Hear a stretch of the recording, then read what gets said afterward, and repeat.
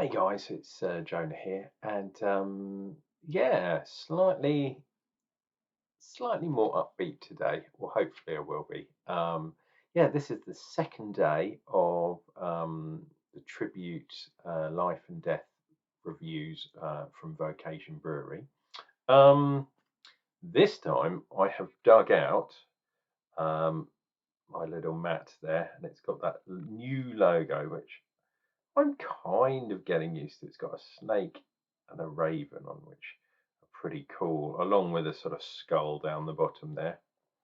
Um, and this is the Life and Death branded. Deadly serious about beers from Vocation, obviously.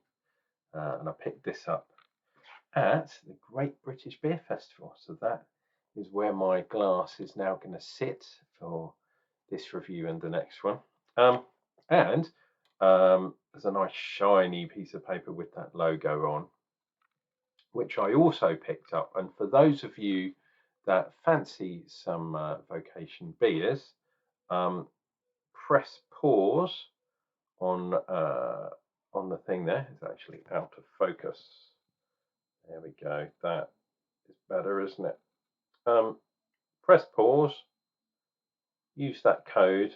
Met you at the bar, or scan that QR code, and you can get 15% off your purchase. And that's my present. And I have got no compulsion as to giving that to you guys because, yeah, Vocation do mean quite a lot to me. And life and death has become, yeah, over the last few days, even more poignant. So, yeah, oops, as my chair completely falls out from under me. Anyway, we are doing this one today. This one is the session version, and if I turn it round, I don't know if you can see, because the camera is not, there we go, beautifully on the right time. It's 3.5%. It is a session version. And don't forget that Life and Death as a beer is supposed to be an IPA, and this is something that personally I don't like at all, because if you're an IPA, how can you possibly be a session beer? But anyway, never mind. Signature classic IPA, hot with Citra and Mosaic, brewed to a more sessionable ABV without sacrificing its West Coast character. Light citrusy and bitter, fruit forward flavours, a little bit of a bite of citrus, with the lingering bitterness that begs you to go back for more, and an ABV that allows you to do so. Now, marketing wise, I do totally get it, because this sits nicely. You can put the logo on, you don't have to change too much, but what I don't like is this moniker, which is Session IPA. In my humble opinion, it's a PA. The session cancels out the I, essentially, and it's just a pale ale. So I really, and some breweries, I have to say, some breweries are doing this and calling things pale ales, whereas perhaps some others would be calling it a session IPA. It's adding an extra element to the title that you don't need, because it's not an IPA, it's a pale ale. A hops pale ale, but these things do exist. Yeah, which is truly bizarre in my opinion. Right, let's get this bad boy open. It has been in the fridge, like, whoa, the other beers have. My goodness, but this one, for some reason, wow. I don't know if you can see it dribbling a little bit. My goodness. So this one, for some reason, was a lot more fizzy than the others. And this has been in the fridge for the same amount of time. Wow. Vocation. Why have you done this to me, man? Get it in a glass anyway. I wonder. let me put this down on the floor. I wonder if they force cold it a bit. Wow, look at that. Now, if we're using my favourite scale, that is a good 2 fingers, and I don't often like 2 fingers. And look at that head, lovely, lovely, fluffy white. You probably can see actually the glass because it's been in the fridge. Let's do that. Can you see the bubbles? It's not focusing too much on there, but you can see me kind of through the glass, sort of. It's got a little bit of a haze to it. And hopefully that's because of the amount of hops that are in this bad boy. But it also means I'm going to have to change my trousers because I hate getting beer on my trousers. And hey, it's happened once again. Look at the things I do for you guys. Let me crack my chair again, cause let's do another one of these. See if we can do that. And an equally silly face. Something along those lines.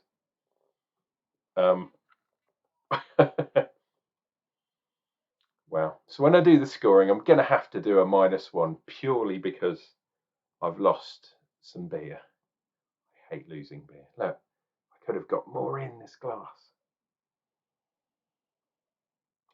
But yes, very fresh, very green, very citrusy. The lemon thing, lemon balm, lemongrass perhaps, is really fresh there. And also I'm getting a sort of,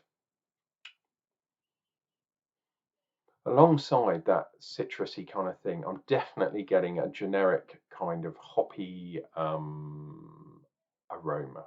And I've not long been back from the Faversham Hop Festival. It was last weekend, in fact. And yeah, we bought some hop garlands to hang up and stuff. I might even get them in the video somehow, but I am up in the spare room. I've been consigned here. But yeah, you never know. I might be able to have a solid little space and deck it out with cans and bottles and things like a lot of people do. And if I do that, I'm definitely going to hang some hops up. But yes, if you get the hops, raw hops, and then smell your fingers, oh, you get that lovely, lovely hop aroma. And to some degree, that is what I'm getting here. Anyway, I'm in a bit more of a cheerful mood because yesterday I was in a kind of fog, in a haze. The weather did not help. And yeah, certain events brought me down. But today I'm a bit more upbeat. So, cheers and beers, guys. God save the new king. Let's get into this.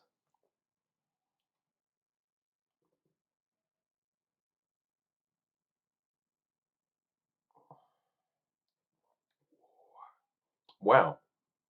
Everything I've said about the aroma is brought through, as well as quite, yeah, a surprisingly high amount of bitterness. Obviously, the carbonation is quite high. We'll probably discover that in the video slightly later on. But yeah, lemon citrus is really upfront. I am getting quite a lot of residual sweetness too.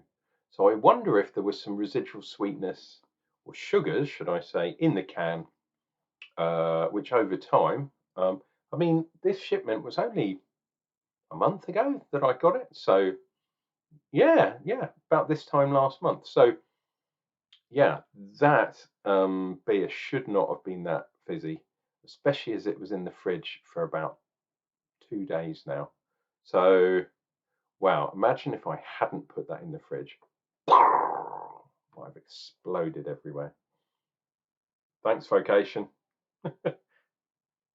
My thing's out the way. There we go. We can see their moniker through the head there, the lovely white head.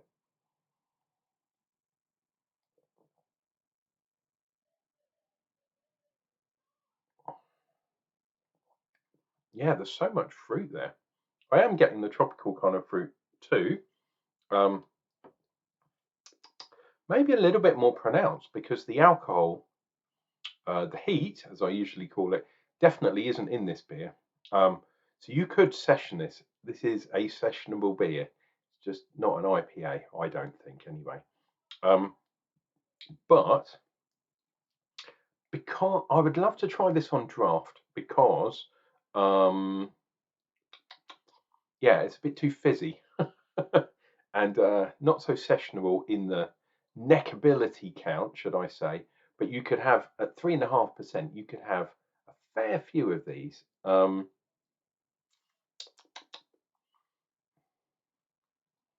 Maybe a little bit too fruity at a really light beer.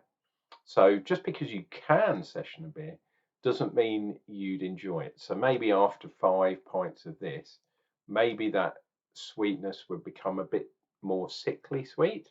Um, I think maybe it would benefit from a little bit of dryness. Um, and that way you could probably dial back a little bit on the hops as well. Um, as you can see, the head is not sticking around, and I'm not getting that kind of wow. The carbonation's finally caught up with me. I knew it would. We're not really getting any tide lines and stuff. Although I suspect, let me see on the can.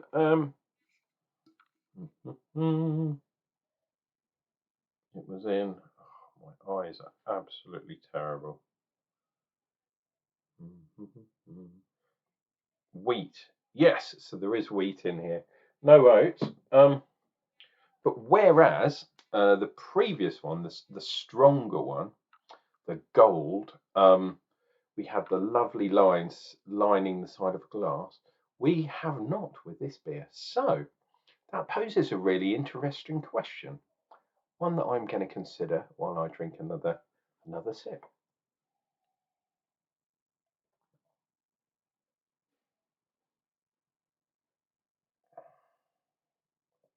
Ah, let's see if that line, it's not even a line though, it's all falling down. Let's see if that sticks on the side of the glass. Perhaps what I've previously thought is actually partly due to the alcohol content of the liquid as well. Maybe the fact that this is a lot more watery means, yeah, that the head, the line, the tide line, as I say, is not as willing to hang around because it's a bit more watery. Although alcohol is lighter than water, um, so I don't believe it should work that way round. But maybe the more alcoholic beer, the alcohol drops down the side of the glass quicker, and the proteins, I'm getting really complicated, from the wheat get stuck to the side of the glass.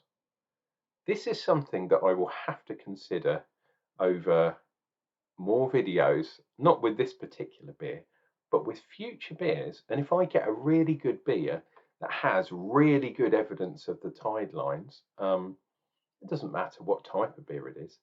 Be interesting to see if the higher alcohol content, wow, the higher alcohol content beers, and this is the first beer I've had today, so I don't know why I'm kind of messing my words up. I have no excuse for doing so. Maybe that's more common. I don't know.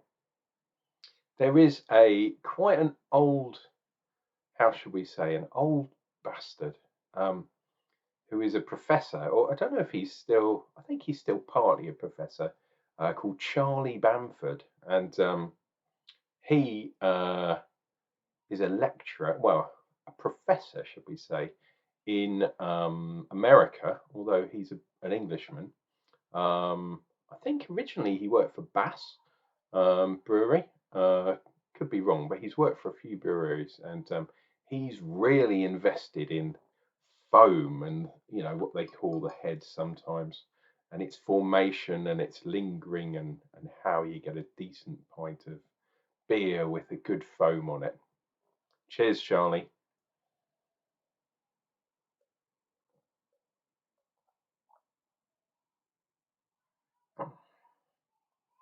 Well, I have managed to kind of form a sort of line. And there's another little one there. But yeah, this is not as good as the one I had yesterday. That one had lovely straight lines. Drink, boom, there's a line. Next sip, boom, there's a line. It's like a tide table. You can kind of read the lines all the way down the side of the glass. It's like rings in a tree. You know, when you cut down a tree, or if you do cut down a tree, or see a tree stump, you can look at the rings inside. And in the case of a tree, it tells you how old the tree is, which I've always found fantastically interesting. Anyway, guys, this has been Uncle Jonah. I'm on to my last sip, but I'm aware that this video has gone over the 15-minute mark. And for a 3.5% beer, I don't know if it should have gone on that long, to be honest. I have to say, flavour and taste alone, I actually quite like this beer. The only thing I don't like is the name. Well, the name and the fact that it exploded and drenched my trousers. And if I walk down to the shop later on today, which unfortunately that's what I've got to do, people might think that I'd had one too many beers. And in fact, I've only had the one. Cheers and beers, guys. Anyway, we'll see you tomorrow for the last one in this life and death series. And yeah, it's going to bring this little mini series, this trilogy, if you like, to an end. Guys, we'll see you tomorrow. Shalom from Uncle Jonah. And yeah, like I say, God save the King.